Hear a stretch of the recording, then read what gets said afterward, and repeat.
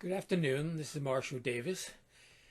I speak about Christian non-duality, and some people ask me why I use that term and not just non-duality. After all, the addition of that adjective Christian seems to make it dualistic, distinguishing it from perhaps other types of non-duality, which of course is not possible. What I mean by this term is that this is non-duality taught by Christ, and I express it in traditionally Christian terms. There's also a uniquely Christian flavor to the type of non-duality that I talk about. Just like Himalayan salt has a distinctive pink tint to it, so does Christian non-duality have a distinctive tint. It is the tint of love, a divine love, which in the Greek Testament is called agape. Love is present in other religions as well. The Buddhist virtue of compassion comes to mind. So really, this is much more of a matter of emphasis. As I have studied the religions of the world, it seems to me that Christ, though, emphasized love more than other religious teachers did.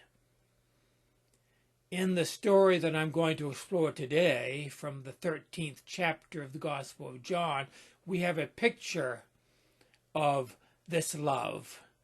We have a picture of Christ on his knees with a towel wrapped around his waist, washing his disciples' feet. This towel ceremony is what I am calling the sacrament of Christian non-duality. In Protestant churches, the term sacrament is reserved for the Lord's Supper and baptism. But in the Gospel of John, both of these rites are downplayed. There is no institution of the Last Supper, of the Lord's Supper, in John's Gospel, and baptism is mentioned only in passing. Those rites are not given the prominence they have in the other three Gospels, and that's intentional. The spiritual community that developed around the Apostle John was non-sacramental and non-dual.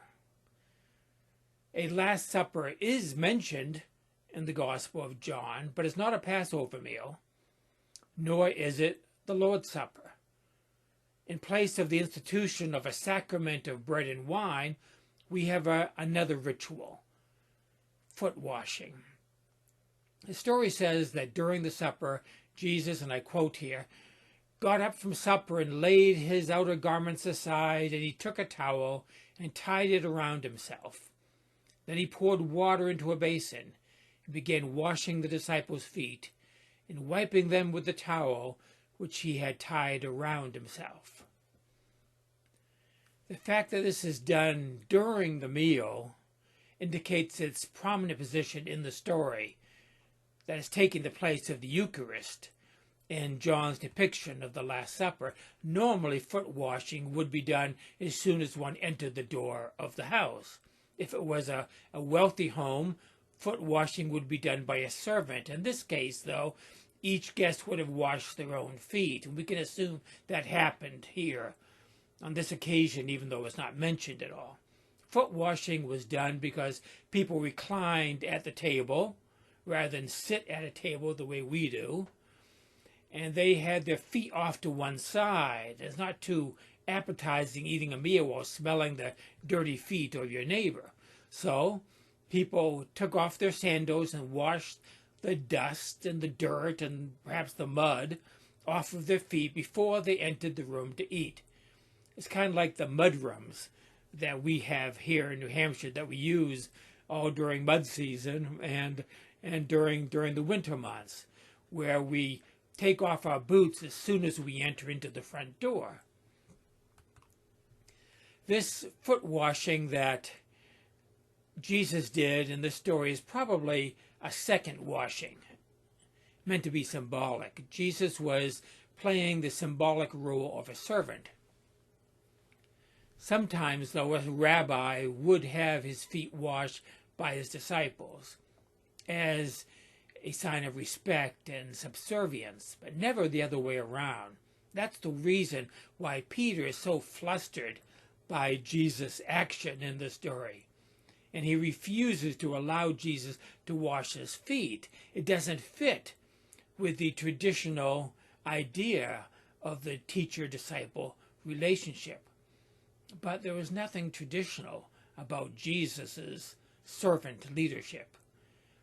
After Jesus had gone around the table and washed all of the disciples' feet and put his robe back on, it says that he reclined at the table again, and he said to them, "Do you know what I have done for you? You call me teacher and Lord, and you are correct, for so I am. So if I, the Lord and teacher, washed your feet, you also ought to wash one another's feet. For I gave you an example, so that you also would do just as I did for you. Truly, truly, I say to you, a slave is not greater than his master, nor is one who is sent greater than the one who sent him. If you know these things, you are blessed if you do them." This is a sacrament of humility and service. It communicates the egalitarianism of the early Christian community, and not the hierarchy which would develop very quickly and dominate Christianity in a couple of centuries. It is a much more fitting sacrament for non-duality, in which all are seen as one. It is kind of similar to the Eastern gesture of folding one's hands and bowing to people when you greet them. This has become my default COVID handshake alternative to shaking hands during this pandemic. In the East, that action is understood as God in me recognizing and bowing to God in you. The Christ in me greets the Christ in thee, as the old Christian greeting says. Is a beautiful Christian hymn about that. Oh, what a mystery, Christ in you, Christ in me. To make it clear exactly what Jesus is communicating, after the supper, Jesus says to them, "I am giving you a new commandment, that you love one another just as I have loved you, that you also love one another. By this all people will know that you are my disciples, if you have love for one another." According to Jesus, love was to be the distinguishing characteristic of his followers. He calls it here a new commandment, which may at first seem odd. Didn't Jesus teach about and command love before?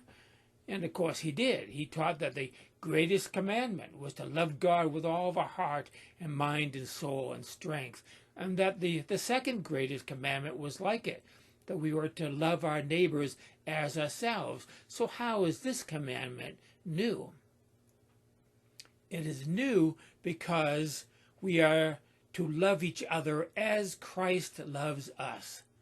This is about the example of love in Christ being followed by us. And this is not just some type of outward imitation. This is about the embodiment and the expression of love in Christ that is being incarnated in and through us. This is the incarnation of love, which is what the Christmas is all about, the incarnation. As the hymn says, love came down at Christmas. It's also what the cross is all about.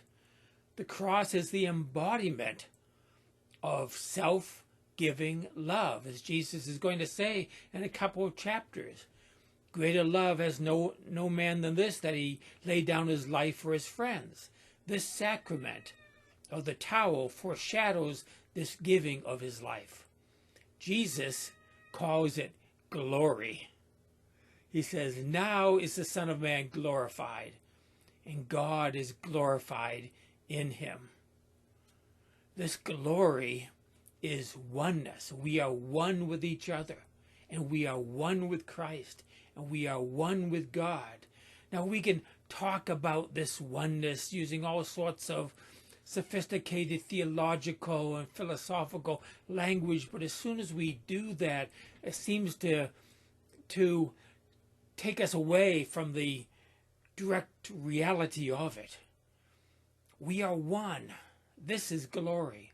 In loving one another, we are loving ourselves, which is the truth behind the command to love our neighbors as ourselves, because our neighbors are ourselves.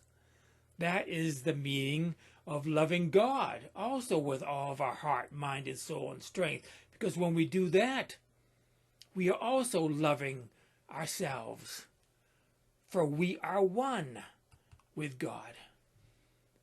This oneness is symbolized by the sacrament of the towel. I think most people, when they read or they hear this passage, do not get the full impact of it.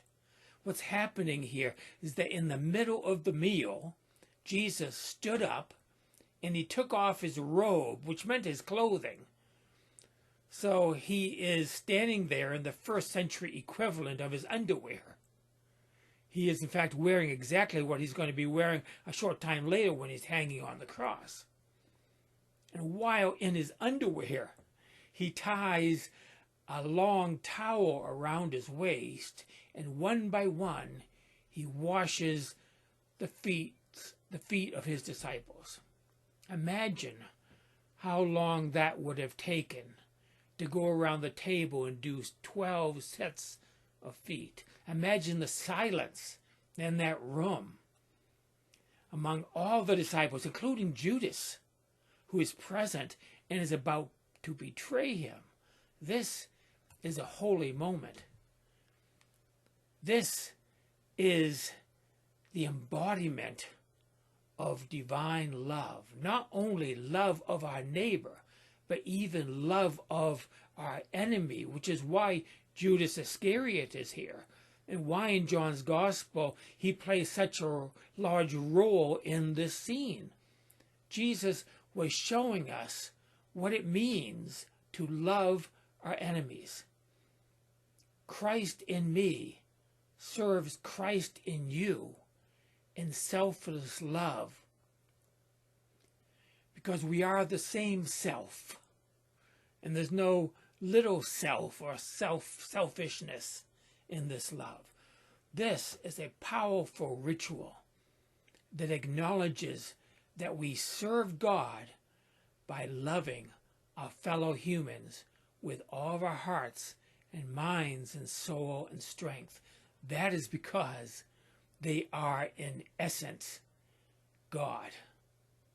It's how we serve God. This is Christian non-duality. And that is it for today. Grace and peace to you.